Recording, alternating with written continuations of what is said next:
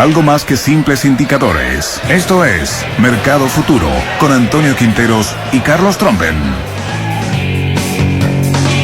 El lunes por la tarde, el ministro de Hacienda, Rodrigo Valdés, golpeó la mesa después de meses de reclamos y de una relación enrarecida con las dirigencias empresariales. Valdés siguió el camino al más puro estilo presidencialista, escuchó y decidió, punto final, reforma a la reforma, aunque él dice que no es una reforma. Nombres más, nombres menos, hay que saber qué está ocurriendo, hacia dónde va finalmente la reforma 2.0, si quieres. Y para saber más, estamos en el estudio con Germán Pinto Perry, contador de la Universidad de Santiago. ¿Cómo estás, Germán? Muy buenos días. Buenos días, Carlos. Buenos días, Gracias, Antonio, por venir. Bueno, ¿en qué consisten básicamente los cambios anunciados por el ministro? Los someramente anunciados, porque todo esto es una nebulosa. Son muchas No hay documento no, oficial. no. Yo estuve ayer precisamente informalmente conversando con gente de impuesto interno y tampoco tienen el proyecto, tampoco tienen claro qué es lo que el documento, el borrador. Pero lo que se ha comentado es que aquí hay dos sistemas de tributación importantes, el 14A y el 14B.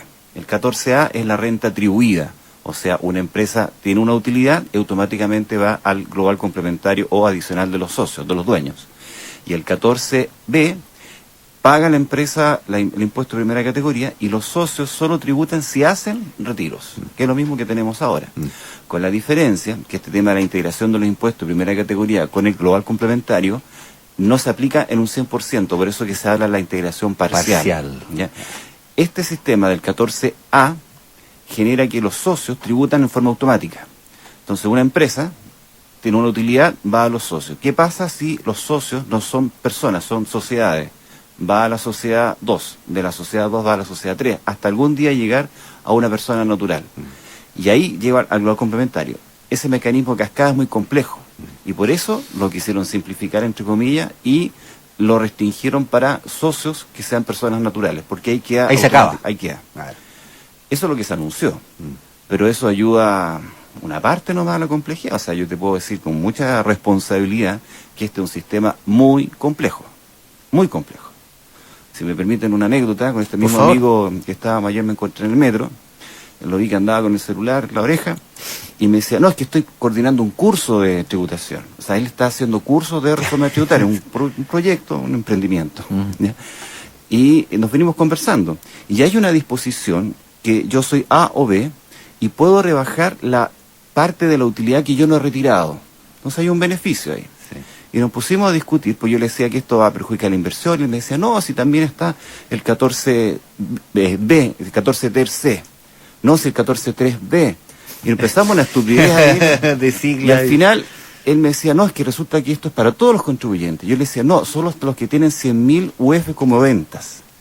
Y se me quedó mirando y dijo, tienes razón. O sea, el tipo que iba a hacer el curso, tampoco estaba... teníamos detallitos, o sea, discutíamos que el artículo acá, el top, es demasiado complejo.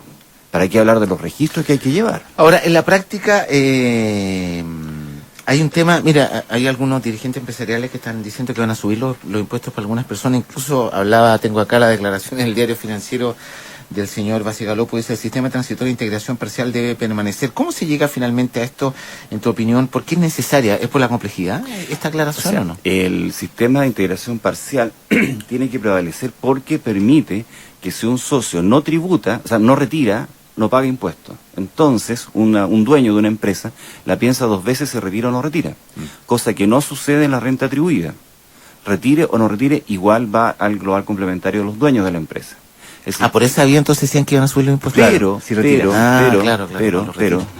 Pero, el sistema parcialmente integrado no permite que el impuesto de primera categoría se rebaje totalmente el impuesto a las personas. Un 60, ¿no? Un 65%. Eso te hace más caro la tributación en 14B. Yo hice unos cálculos y una empresa que tenga sobre 200 millones de pesos de utilidad, recién ahí se nota la diferencia si acaso yo retiro o no retiro.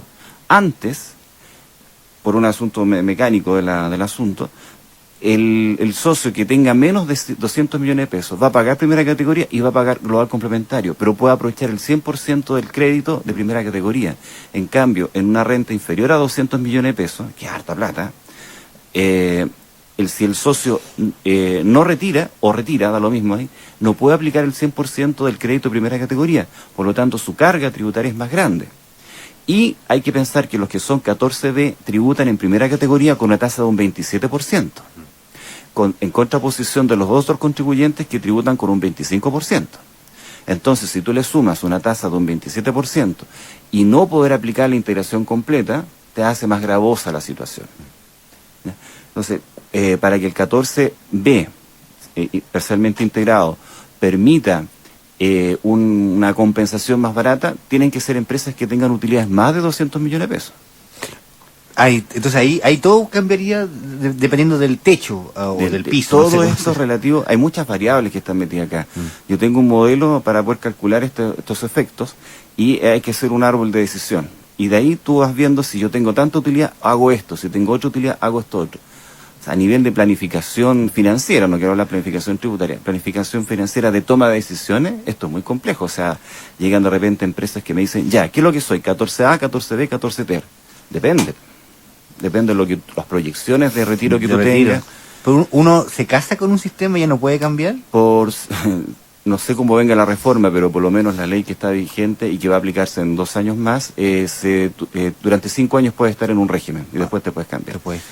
Estamos conversando, está bien interesante esto con Germán Vistoperri, él es académico de la Universidad de Santiago. Germán, mira, tengo aquí, no sé si lo viste, declaraciones día en la tercera de Michel Llorat. Dice, el sistema será menos complejo para el servicio de impuestos internos, no para las empresas. Analizó en esta entrevista que hace César Valenzuela, lo escribe, ajuste a la reforma tributaria y dice que de haber una simplificación, esta beneficiará al servicio que asumió la responsabilidad de atribuir las rentas. Eso está dado porque, como les dije, si yo tengo una empresa 1, si yo tengo una empresa 1 que es hija de una empresa 2 y esa 2 es hija de una empresa 3, y hagámoslo corto, de esa empresa 3 hay una persona natural, la atribución se tiene que ir subiendo en los niveles, hasta llegar algún día a la persona natural. Para controlar eso es muy complicado. Por lo tanto, como ahora se acotó a solo 14B de renta atribuida a las empresas cuyos socios son personas naturales, inmediatamente llega a la persona natural, entonces es más fácil de controlar. Pero, o sea... La cascada que hay en el... No, o sea, la cascada ya no existe. Pero es una parte nomás de toda la complejidad que tiene. O sea, yo les pregunto al señor Llorat, ¿se olvidó de todos los registros que hay que tener? Nosotros hasta el momento teníamos un solo registro, que es el FUT, que es complicado. Yo en el diplomado de planificación tributaria de la Santiago me demoro, un curso que son como 30 horas, me demoro 25 horas en enseñarles el FUT hoy en día, cómo está. Es un solo registro. Ahora tenemos 5 nuevos registros para solo 14B y 4 o 5 también para 5 para 14A y 4 me parece para 14B. ¿Ya? O sea, la complejidad es grande para los contribuyentes, para el Servicio de Impuesto Interno. Y yo sinceramente creo, si la necesidad era aumentar la tributación, había mecanismos que la misma ciencia económica los consagra, que eran más sencillos. O sea, en Chile aumentemos la tasa de primera categoría, el empresario estaba permeable a conversar un 30%, terminemos con la integración de primera categoría con global complementario para que el impuesto que paguen las empresas sea de las empresas y no este juego que si yo retiro me devuelven, ¿ya? Y me imputan. La carga tributaria efectiva en este país es el global complementario. El impuesto a las empresas es un anticipo. Entonces terminemos con este mecanismo. Claro. ¿Y por qué se habrá complejizado tanto el debate y la rosca se le dio una cuarta y quinta vuelta y ahora una séptima por lo que estamos? ¿Eso ya es político o hubo un tecnicismo que no se denegoció bien? Digo tecnicismo en el sentido del tecnicismo contable, digamos, financiero contable. Mira, yo pienso que fue algo más que nada político. O sea, no sé, hay un grupo de personas que querían aumentar la tributación, quizás están concertados con una filosofía mayor de eliminar la Constitución, cambiar la educación, la tributación, los 4 pilares, y querían hacer un cambio ideológico y querían vuelta atrás, por la retroexcavadora a lo mejor, no sé. Pero lo que se está haciendo, la estructura que nosotros teníamos, que por un cierto tiempo funcionaba, cambiarla a la filosofía de la noche a la mañana no era el camino más adecuado. Si queríamos llegar a un cambio total, tiene que ser todo esto parcelado, o sea, no puede ser de la noche a la mañana. Germán, tu experiencia profesional, académica, ¿qué te dice respecto de esto? Porque yo he escuchado a hartas personas hablar de esta manera, y claro, el tema de fondo es recaudar más, la pregunta, ¿va a recaudar más o no? que no sacamos nada ¿no va? con un engendro. Es una pregunta. ¿Y tú crees que finalmente se van a producir otros cambios? Sí, o sea, Porque esto puede ser inaplicable, pues si recién entra en 2 años y está todo el mundo enredado con esta historia. es que mira, yo quiero ser bien objetivo. El proyecto de ley que se presentó inicialmente, por allá por abril, junio, por ahí del año 2014, no tiene nada que ver con la ley 20.780. O sea, cambió bastante. Hubo una cocina entre medio, solamente estaba la renta atribuida, se le incorporó la parcialmente integrado. Si se le incorporó la parcialmente integrado, que es muy similar a lo que tenemos hoy en día, significa que la renta atribuida no es muy buena. Porque si era la bandera de lucha lo que se proponía, y en la primera negociación política sale otra cosa, significa que no era tan buena. Y ahora, en una nueva iniciativa legal, esa renta atribuida la van a restringir, porque es muy complicado. Entonces, ¿es ser de un partido político otro decir que la renta atribuida es mala? No, por los mismos pesos de los hechos lo están diciendo. Esto va por un desarrollo normal, la va restringiendo, la va dejando de lado. Por lo tanto, como está planteado este sistema, no es lo más adecuado. El mismo Servicio de Impuesto Interno está complicado, si eso es lo que dijo el señor Llorán, no sé por qué lo dice, porque es tan complicado. La gente que sacó las famosas 50 circulares, hasta el día anterior estaban corrigiendo cosas de texto. Y yo después leyéndola encontré un error. Hablan del artículo 15A en la circular y el artículo 15A no existe. Del 14. Es el 14A, entonces se equivocaron ellos mismos. Entonces es una cuestión operativa. No sé, yo encuentro que aquí hay que volver a plantear esta discusión. Estaba leyendo una declaración del senador Saldívar que no se va a discutir de esto, la puerta está cerrada. Bueno, entonces no manden el proyecto, si esto ya está malo. O sea, que lo van a dejar para el 14A para un grupo, es una parte muy pequeña de la complejidad que tiene. O sea, te digo, las mismas personas que están haciendo cursos se caen en detalles. Imagínate los fiscalizadores. Los mismos fiscalizadores nos dicen, yo trabajo en la Universidad de Santiago, ¿cuándo van a hacer un curso de reforma tributaria? Y con mi colega no queremos tener la responsabilidad de enseñar algo que después lo tenemos que estar cambiando. Y esto vamos a decir, disculpa. No, dale. Y entonces, dentro de esta, la complejidad, yo lo que yo he escuchado, no sé si soy un experto ni de lejos en temas tributarios, esto sí que cuesta que comprenderlo. que la complejidad facilita la ilusión y la evasión. Absolutamente. Un principio básico de un sistema tributario, entre más complejo, más evasión hay. Eso es. Hay más meandros recónditos. De hecho, Engel, el mismo economista que ¿Sí? tiene un paper del año 1998 que habla qué se hace con el impuesto a las ganancias.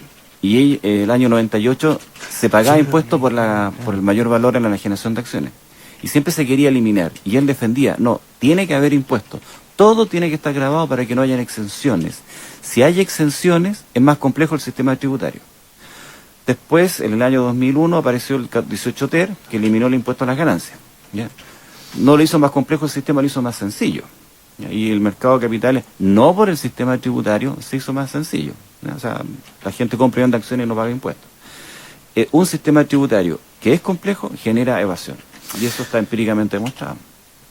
¿Qué dice la experiencia comparada respecto a los países que pagan más impuestos en relación al tema de fondo que se planteó aquí con la reforma? Germán, ¿qué nos puedes contar sobre Pero eso? es que son otros factores. Por ejemplo, me acuerdo que en el año 2001, cuando se aumentó la tasa del 15 al 17, el mensaje presidencial se daba ejemplo de Suiza, por ejemplo, ya que se pagaba un 50% de impuesto, no me acuerdo cuánto, pero una brutalidad. Y una vez tuve un alumno suizo, y él me decía, mire profesor, si yo me enfermo, llamo un teléfono que es gratis. Me va a buscar una ambulancia gratis.